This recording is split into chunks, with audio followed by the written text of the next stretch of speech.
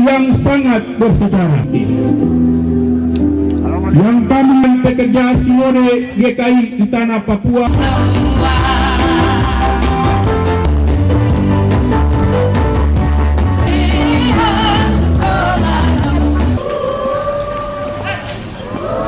Kita adalah dalam nama Tuhan yang telah dipilih di surga.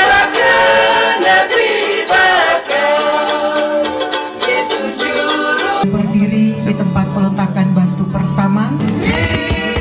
Terima kasih.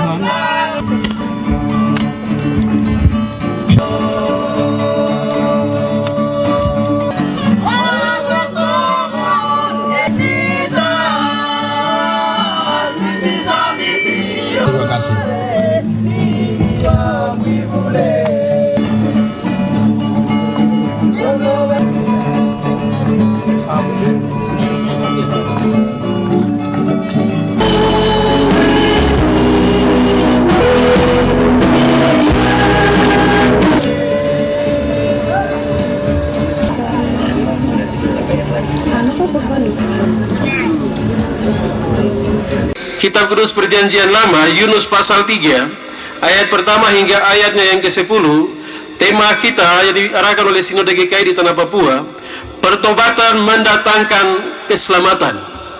Bapak Ibu GKI di Tanah Papua, kita baru saja melewati tahun kesehatan tahun 2025. Dan ketika kita masuk di tahun 2026, dalam rencana kerja Sinode GKI di Tanah Papua, kita masuk dalam tahun kepedulian. Tahun kepedulian ini mengarahkan kita sebagai warga GKI yang hidup dan berdiam di atas tanah dan negeri ini. Yang pertama, peduli dalam membangun persekutuan kita dengan Tuhan. Orang Papua tidak boleh lupa Injil. Orang Papua harus peduli dengan Injil. Orang Papua harus peduli dengan Tuhan, supaya kepedulian Tuhan itu juga menjadi berkat dalam hidup kita. Bapak Ibu Saudara yang dikasihi Tuhan, kepedulian Tuhan itu juga Tuhan nyatakan bagi Niniwe. Dari Wene firman Tuhan pada pagi hari ini, momentum 171 tahun pekabaran Injil di tanah Papua. Dan ketika Yunus diutus ke kota ini, dia menolak. Dia tidak peduli dengan Niniwe, tetapi berita keselamatan Allah, kepedulian Allah harus disampaikan kepada Niniwe, supaya terjadi pertobatan di Niniwe dan orang Niniwe juga masuk surga. Firman Tuhan ini ada 3 pesan untuk kita dalam HUT pekabaran Injil yang ke-171 tahun pada hari ini. Bagaimana pertobatan mendatangkan keselamatan? Yang pertama, bahwa Allah sampai hari ini masih tetap peduli dengan setiap suku bangsa yang hidup, yang berdiam di atas tanah dan negeri ini, bahkan di dalam dunia.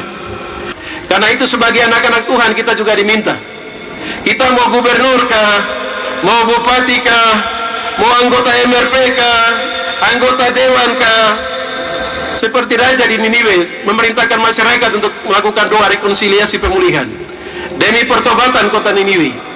Hari ini dalam momentum 171 tahun, firman Tuhan ini juga mengingatkan kita, kita harus menyampaikan seruan pertobatan bagi tanah Papua. Amin.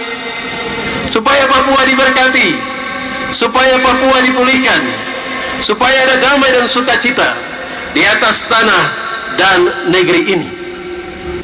Apa yang kita maknai dari tema ini dalam konteks perayaan Injil, ada 2 makna penting.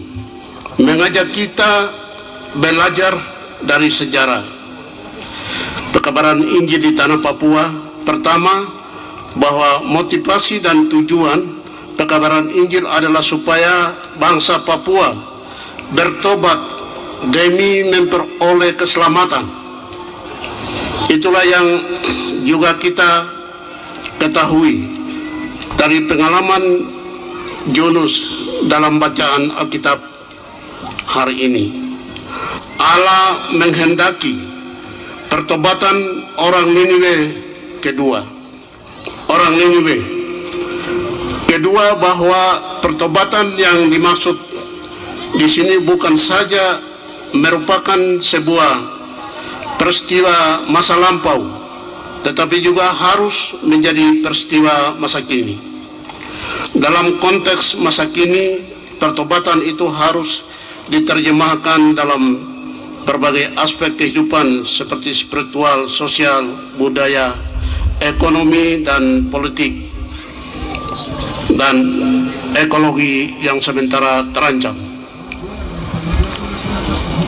Sebagai gereja, kita dipanggil untuk menerjemahkan pertobatan itu secara nyata dalam masa kini.